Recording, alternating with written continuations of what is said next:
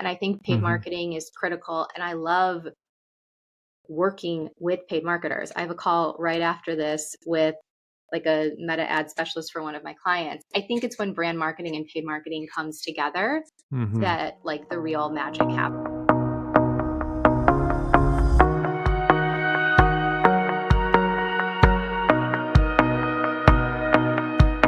We're back for another episode of Spotlight with Kimberly Gordon. Unbelievable background, formerly of On Deck, head of brand marketing at Bing Capital Ventures. And now you consult for a very select group of business leaders. So we're very, very grateful to get on your schedule this afternoon to pick your brain about some marketing stuff. How are you? Good. Thank you so much for having me.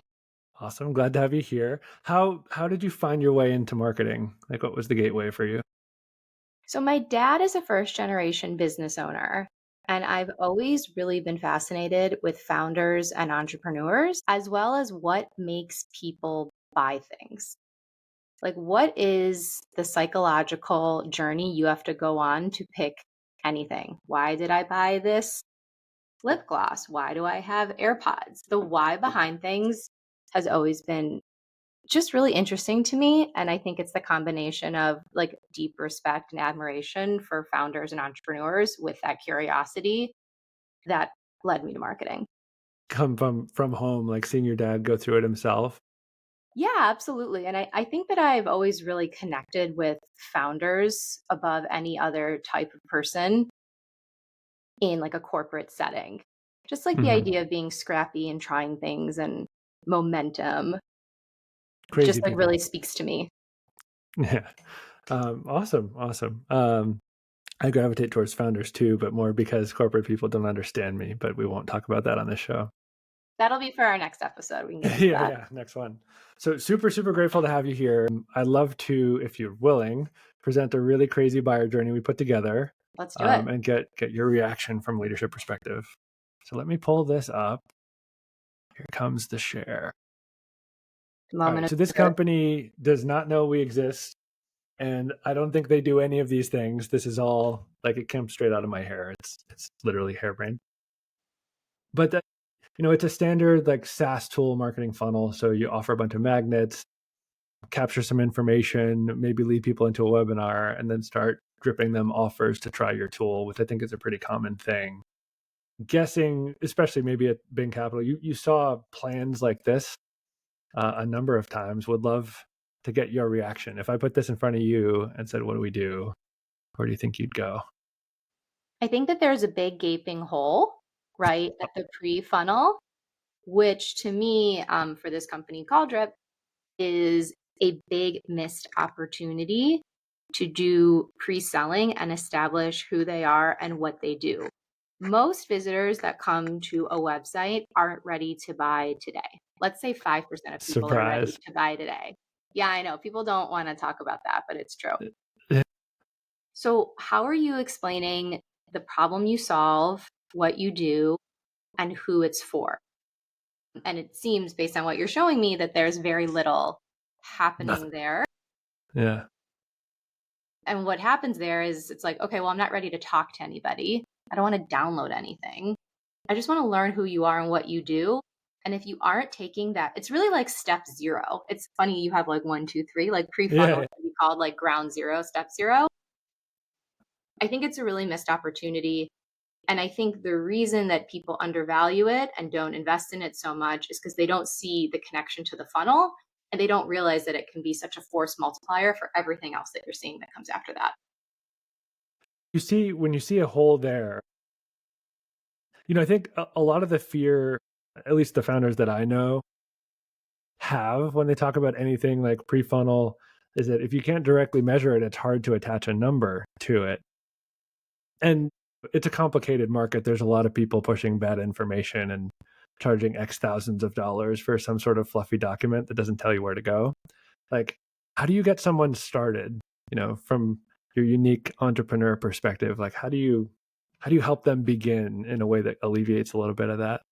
That was the reason that I went out on my own this year, is because I felt like there wasn't anyone talking to startups in the way that they needed to be spoken to. There's those big agencies with a capital A that I have a lot of respect for. but they charge you a lot of money and they take a lot of time, and you leave with like a very beautiful Figma document. And that's great. But for an early stage startup, they need to answer those questions that help them create pre-funnel content and marketing quickly and in a way that still helps all the performance marketing work that they're doing. So I work with startups on that. I have a brand narrative sprint, takes 3 1-hour Zoom sessions, and they leave with a really high quality document that quickly and easily describes their brand narrative, their product positioning, Q&A, and a mini marketing plan that they can go and then execute on.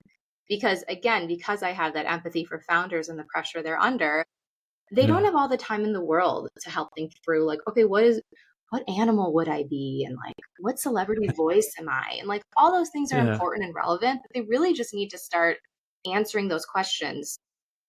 What do I offer? Who is it for? Why is it important? hmm So just 3 hours and you can come up with like a mini plan to get somebody going? Yeah, I think a lot of brand marketers want to act like what we do is like only a few people know how to do it. And it's very Yeah.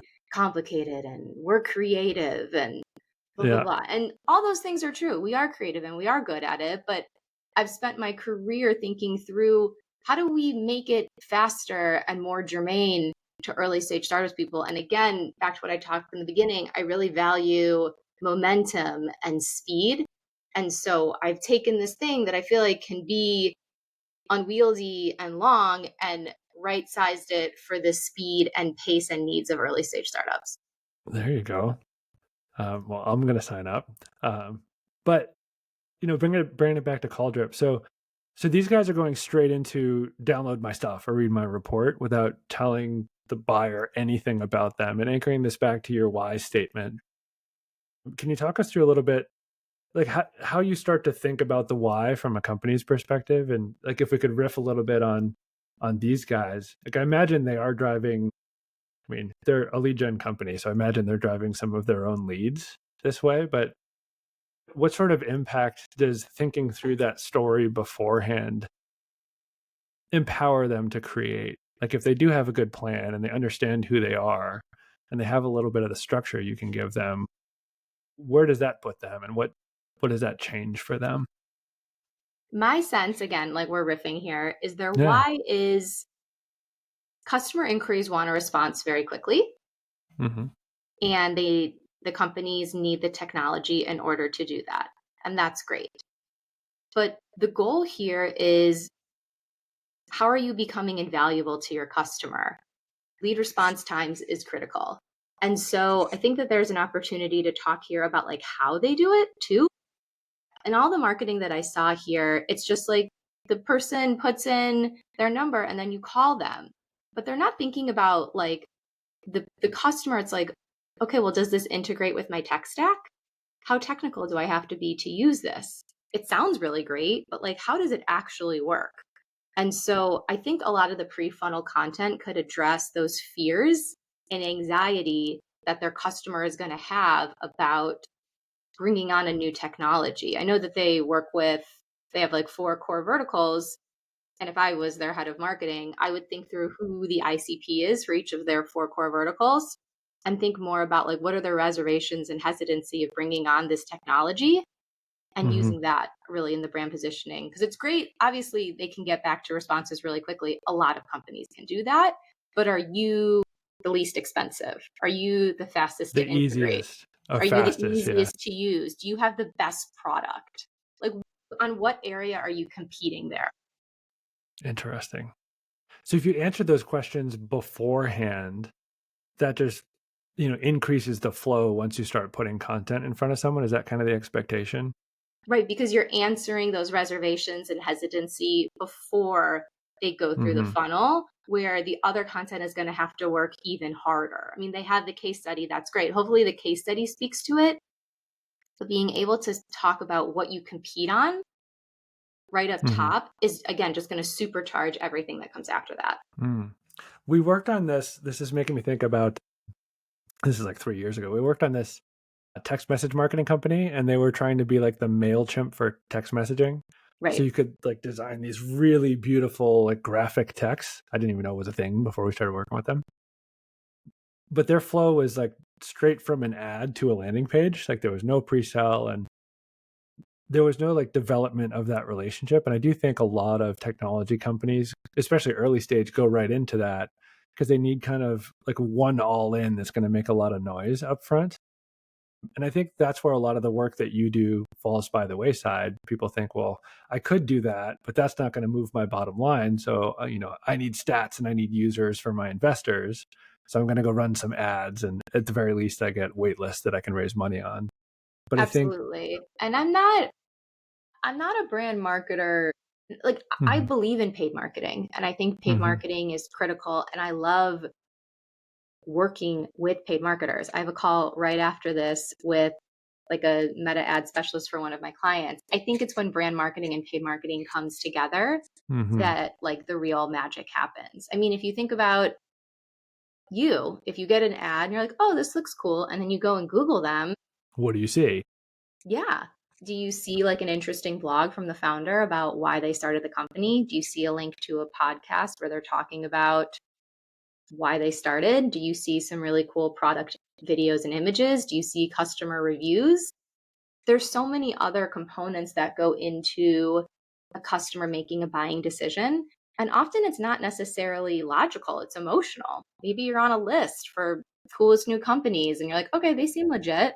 Or maybe you see a review that sounds just like you. It's not just about it's not a one for one relationship and it really never has been. It's a little eye opening because I'm absolutely the guy who's like, let's advertise something they can respond to right away without telling them anything about us and then be sad when it doesn't. And you absolutely should. I think that I mean, listen, paid marketing is a really fast way to learn and get feedback and like see what level of product market fit you have and targeting and all that stuff. And I think it's important, but if you aren't investing in your brand, there's a point of diminishing return where you keep Absolutely. hitting the same person with the same message constantly and constantly. And eventually they're going to be like, "All right." And there's going to be a million people who are offering lead response tools. Like VCs exist for a reason. You're never going to be the only person that makes the technology. Yeah. Yeah, I think the other metric piece that people miss a lot is there's a ceiling when you don't have a cohesive brand strategy. So like you can get a lot of early adopters to respond to a direct response ad more because they want to be the first one into a tool and say they found it than because they like you.